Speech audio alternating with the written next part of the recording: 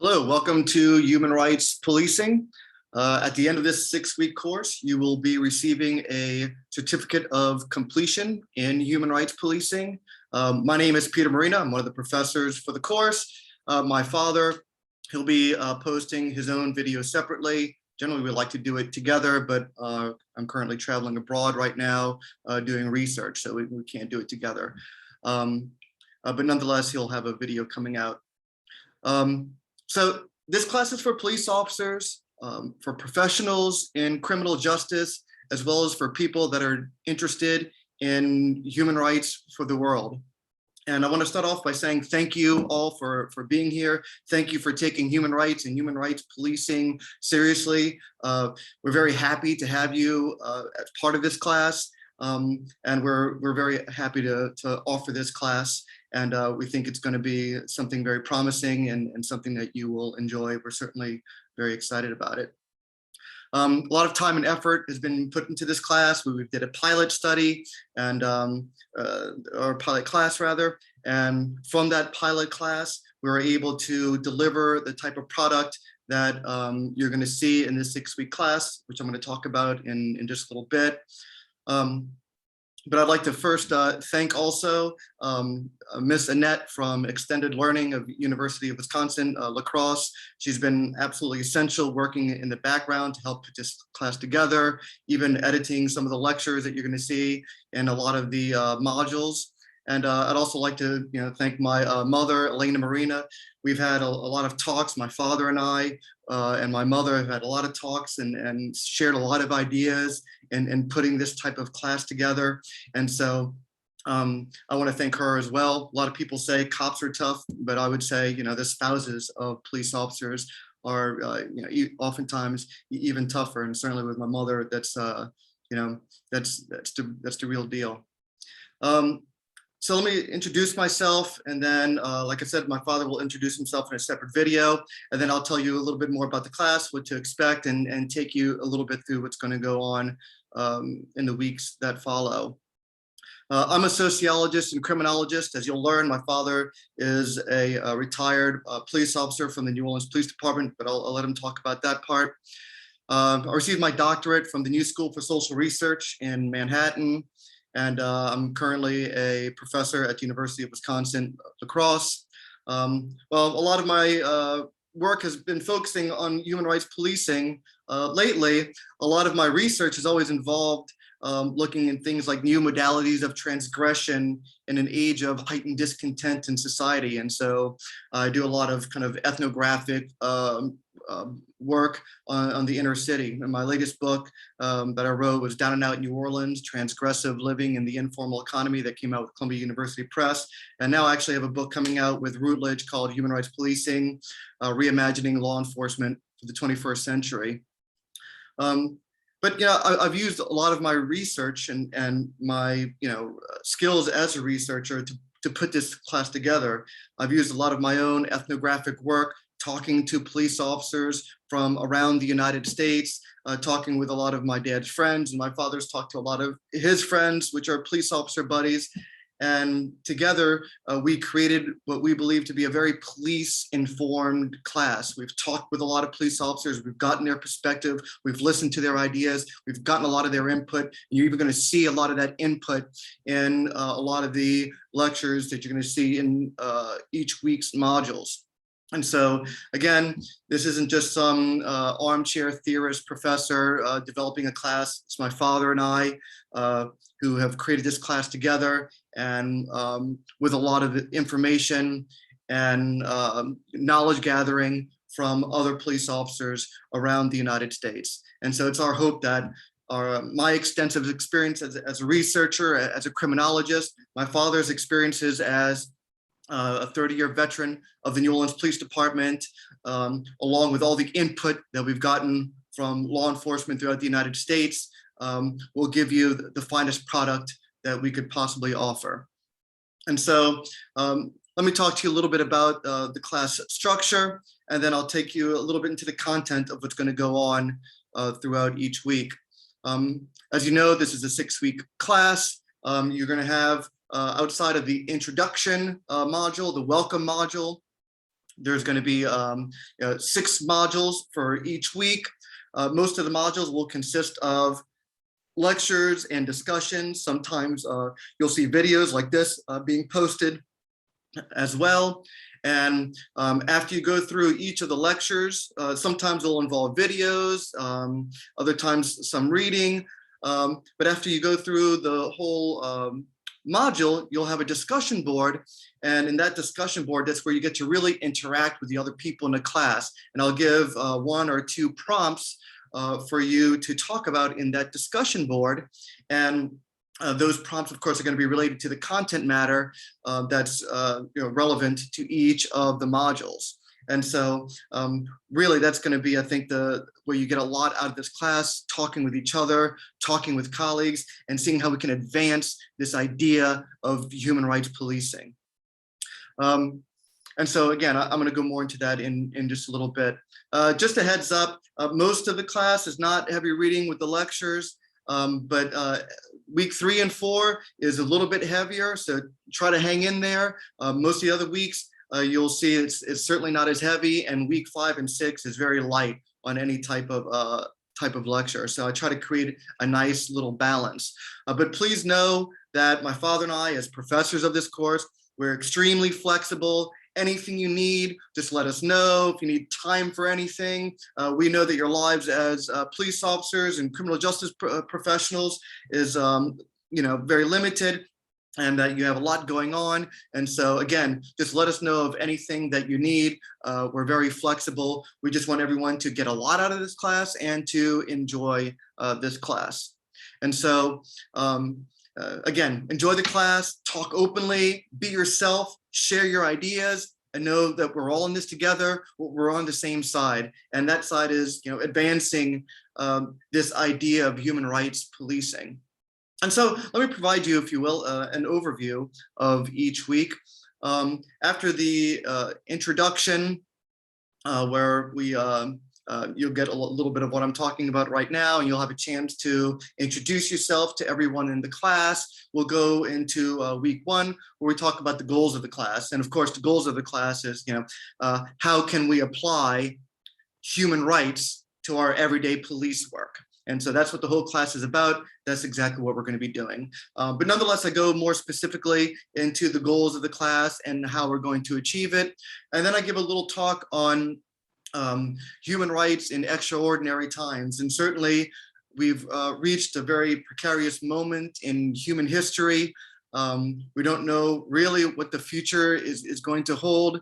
And we believe that advancing the idea of human rights is probably more important now than it ever has been in any other moment in human history.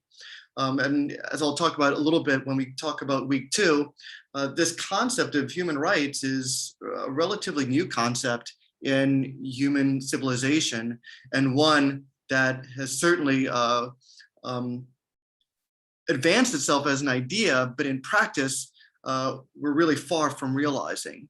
And so I talk a little bit about what is this meaning of human rights during these extraordinary times. And then my father is going to give a talk and some reflections on his 30 years of policing in the New Orleans Police Department and what all this has to do with human rights and policing. And then we talk about some points of departure from the, for the class. That this class is not, well, one, we separate, between civil rights and human rights. So we talk about that, make that very specific and clear. And we also talk about how this is not, a class that's about a white privilege or implicit bias or anything like that. So this is something quite different. We're interested in, practice, the idea of applying human rights policing. So whatever biases or prejudices, which we all have, but whatever biases and prejudice people have, we're not really interested in that. What we're interested in is human rights policing and how to advance that. And so that will become very clear to you, hopefully in this talk, but also throughout the semester. And we also want you to know that everyone belongs, not only people from different professions within the criminal justice system, but people from all political spectrums, political backgrounds, religious beliefs, race, ethnicity, whatever your ideas are about the world, you belong and you have a voice in this class, and we hope that you share that voice openly and honestly. That's how we get better. I think the university in many ways is the arena of thought, is the place of free discourse and free expression. Even when you say things that make people uncomfortable, even when you say things that are unpopular, you belong in this class.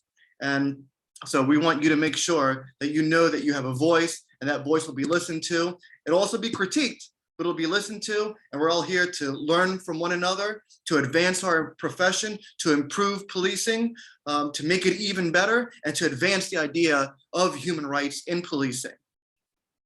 The discussion board at the end of week 1 will ask you to watch some videos on the history of policing in the United States. And with that in mind, just to talk about some of your at least original thoughts in the beginning of class. What are your ideas of human rights without looking up, human rights and what they mean exactly? Just what comes to your mind when you think of human rights, and what do you think it has to do with policing? Again, these are just kind of your thoughts at the beginning of class, and we can see how your thoughts develop or progress towards the end of the 6 weeks. And so that'll be your discussion board for the first week.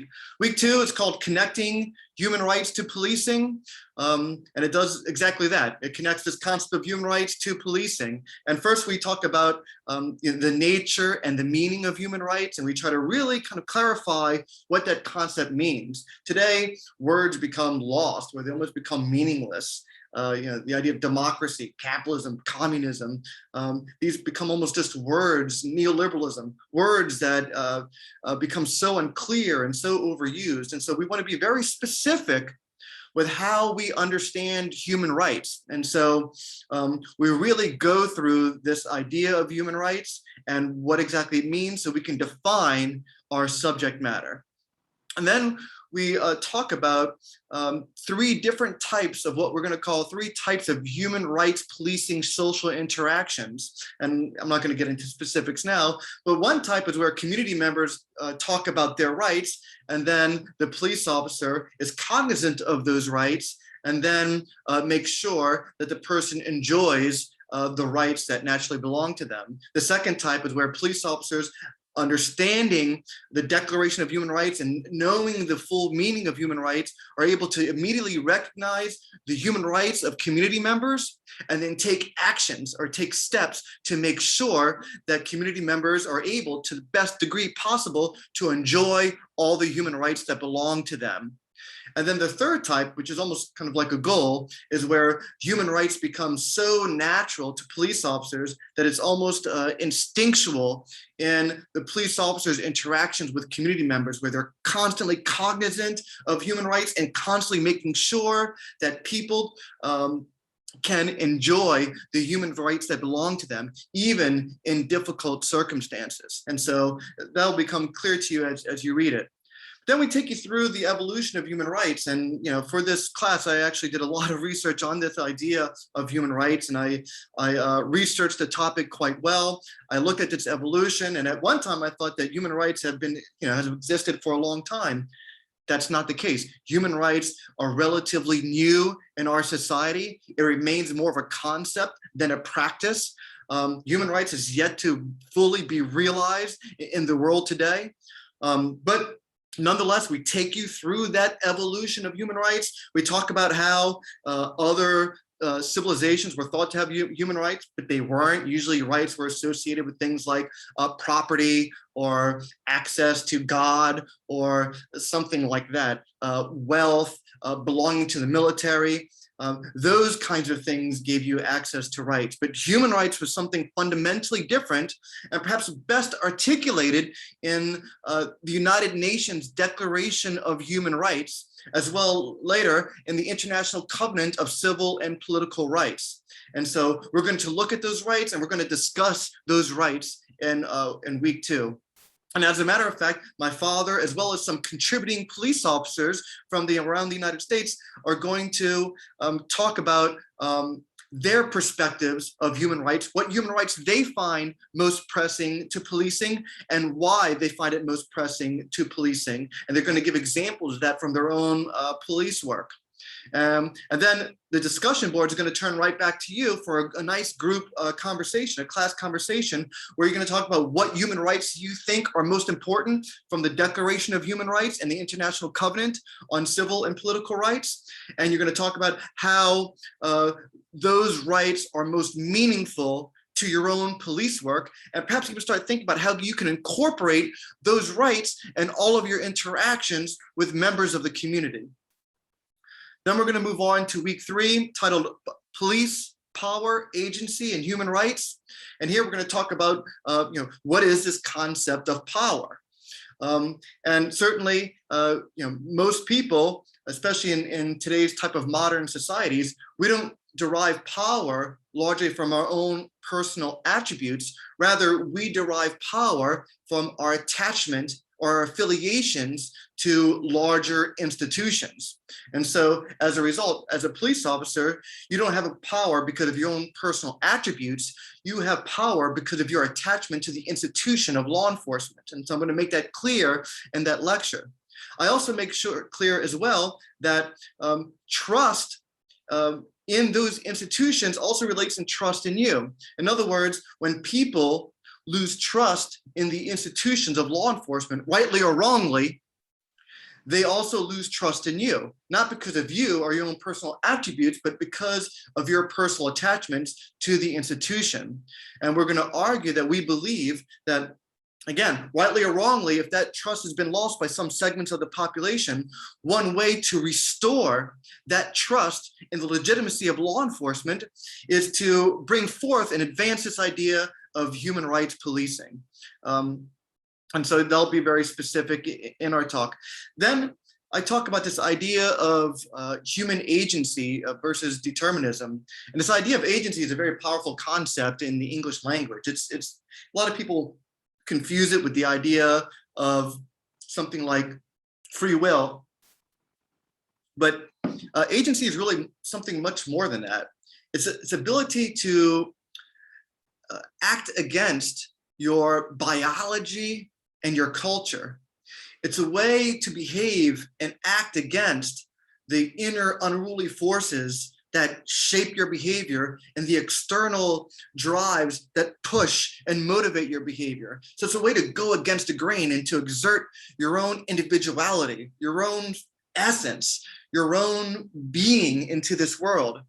And we're going to make the argument that in order for you, in order for us, in order for police officers to fully embrace this idea of human rights policing, police officers need to really tap in to their sense of human agency. And we're going to argue that, the caveat is that, well, human beings have the potential for agency. Most of us fail to really realize that agency. So it's something that we have to be cognizant of, conscious of, and then bring it out in us to make it real. And I think if we make human agency real, then we can advance this idea of human rights policing.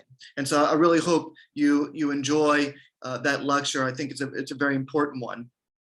And then towards the end, we're also going to have some stories of police officers using their agency. And the most important story, I think, is my father gives this incredible account of how he saw human agency happen right in front of his eyes while in a very dangerous moment at a situation that happened in New Orleans. And so I think he offers a beautiful example of agency and what agency can do, not only for human rights policing, but also saving lives. And that's what police officers are in the business of doing, saving lives. And so it's a very powerful example of the potential of human agency as it relates to human rights and saving lives. And then we end the chapter, or not chapter, we end the week. I'm used to writing books, so forgive me. We end the week with talking about threats to human rights policing. And it's an idea of moral panics, how people get scapegoated and manufactured into folk devils, oftentimes media fabrications. And so So I talk a little bit about that there, and then I ask you a very interesting question towards the end, using an example from a British television show that has a very powerful moment where people are turned into folk devils, and I ask how you would respond.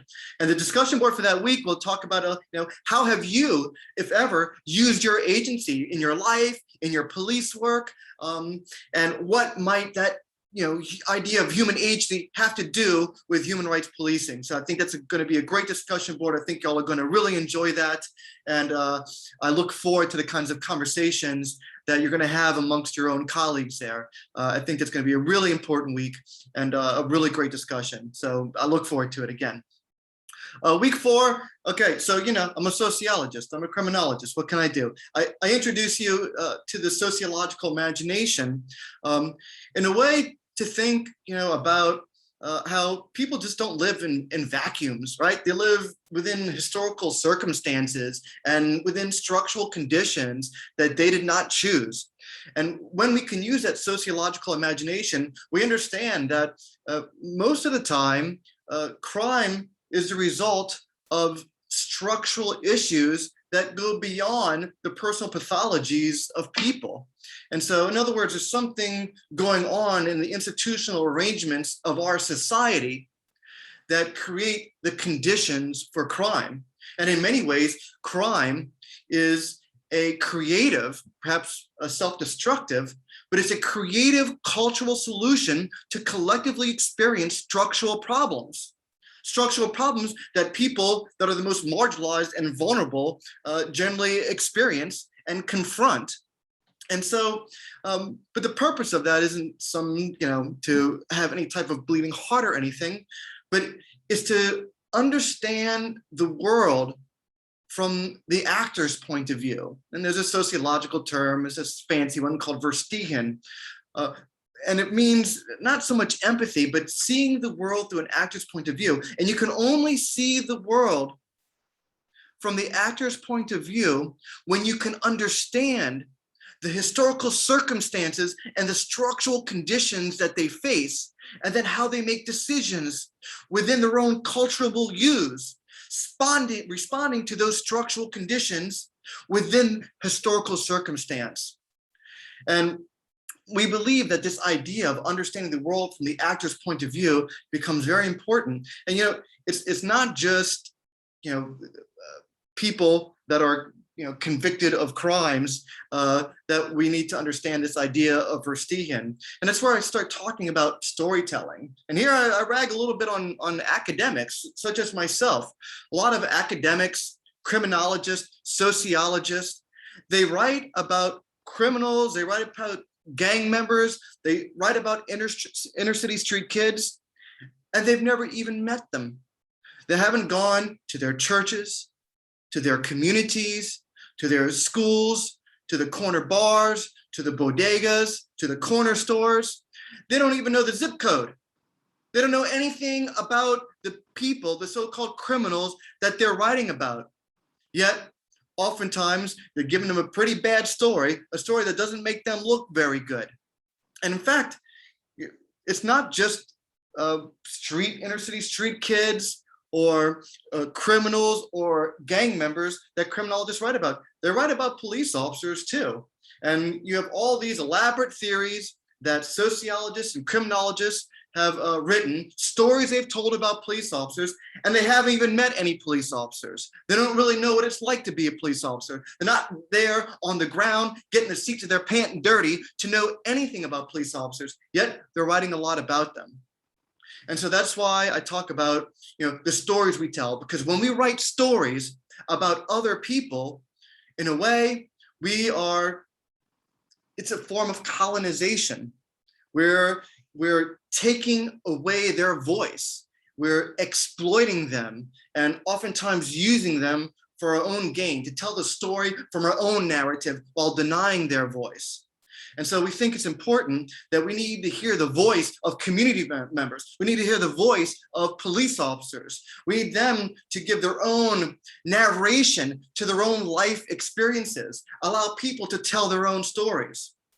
And as a matter of fact, my father is going to give a story of his own of 30 years of policing a foreign community. And I'm not going to say anything more. That's his story. But it's a beautiful story, and it really delves deep into exactly what we're talking about. And then the discussion board for that week is a little bit demanding, I know, but I'm going to ask you to talk. We're going to ask you to talk with a community member to get to know their story from their perspective. Maybe someone you've had a run-in with, or someone that you know from the community, and figure out what makes them tick.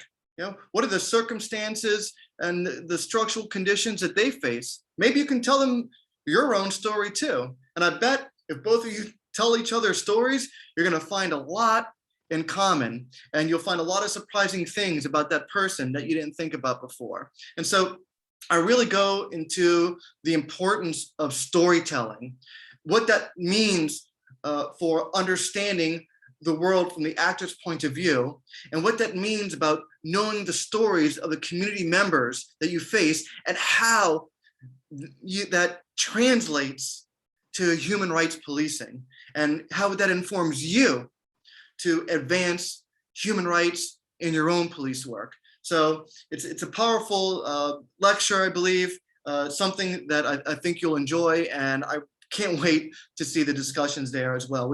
My father and I put a lot of thought into creating what we think are to be some intellectually stimulating and challenging and exciting discussion boards that we really think you're going to like and get into. And so, we're stoked about it.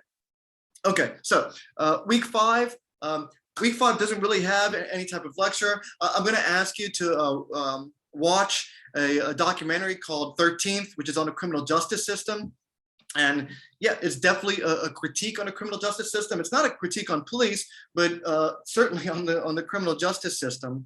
And it's important to know, and I say this in the points of departure at the beginning of class, it's important to know not to collapse the institution and the individual. Just because there might be problems in the criminal justice system, it doesn't mean that that there's something wrong with the people that work in the criminal justice system. And so a critique of the institution is not a critique on the people that work within that institution. And so that'll be made very clear to you. But anyway, after watching 13th and considering that, we're going to ask you as police officers, and it's something that you can start getting ready, by the way, now or whenever you want, right? But you want to, heads up, week 5, we're going to ask you to go into the community and to interview members of a community organization, preferably a community organization that has been vocal or critical of police. Doesn't have to be, but preferably. It could be a church in the community. It could be a Black Lives Matter organization. It could be a student group at a university. It could be the YWCA. But nonetheless, find some type of community organization where you can interview and talk with those people and figure out what human rights policing means to them. What does, from their perspective, what should human rights policing look like?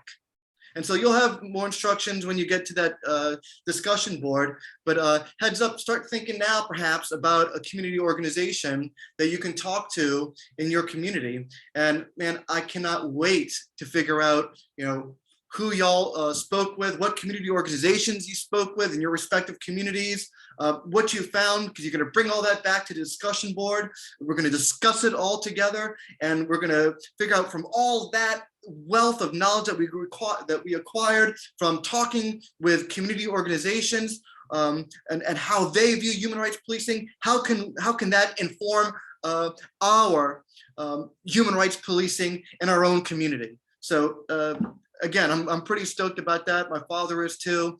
We're really, we think that that's going to be probably one of the most powerful weeks in this class. And, we're really, we're excited about it. Okay, and then the last week, week 6, we're going to have some human rights policing scenarios, or we're going to have some real life policing situations. And these are going to be stories from my father and from other police officers. I play less of a hand in this one. And they're going to have they're going to stop in the middle of a policing situation and say, okay, officer, how would you implement human rights policing in this moment? Right? Which declaration or which human right in the Declaration of Human Rights would you use right now in this situation to make sure that this community member enjoys the human rights that belongs to them? And which ones would you take away out of necessity? So it's really going to be a different policing situations and ask you to apply them. And then in the end of this discussion board, we're going to ask, and this is the most important thing here, how have you used the ideas of this class? How have you used human rights in your own police work while taking this course? And that's going to be, I think, the most informative part there, because it really shows how you've taken everything that we've learned, everything that we've talked about, everything you've talked about with your colleagues in this class, everything that you've thought about, all the things we've analyzed and gone through and read and discussed and shared and debated. And how can you apply all of that, or how have you applied all of that into your own police work while taking this class, and how will you do it into the future? And so we really think that's going to be very important, and it really going to show how you took all of these ideas and actually applied them in your real life police work to advance this idea of human rights policing. Okay, so I'll conclude now. My father and I are going to make comments on the discussion board as well. We won't be too heavy-handed. We just want to foster ongoing conversations and discussions and debate on these discussion boards. And so we really can't wait for this. I'll try to open up each week a couple of days before the week starts on Monday. So I'll try to open it up on Friday or Saturday, Sunday at the latest. And so you can get a jump start on it if you can. What else? We'll be posting videos from time to time in this class, both my father and I. And so they won't be as long as this one, I promise you, but nonetheless, they'll be there. Feel free to reach out for anything. You can obviously email us anything you need. Email us. If you want my phone number, I'll give you my phone number. Anything you need, just tell my father or I. Reach out. Doesn't matter what it is. We're here for you. We're flexible. We just want to make sure that you have a meaningful class, a meaningful experience, that it changes the way that you see law enforcement, that you see policing, and changes it for the better. And so we really believe in this class. We've put a lot of time and effort into this because we believe in this, because we believe in you, because we believe in policing, because we believe in the institution of law enforcement, and because we believe that police officers can be the front runners to advance human rights in our society, especially in a world in dire need of human rights. And so, but most of all, have a great time. Enjoy this. Let's learn and grow together, right? As a team. Let's become human rights oriented professionals. And what can I say? Enjoy the hell out of this class. Thank you very much. Appreciate you taking the time for watching this video. And we look forward to what comes next. Thank you so much.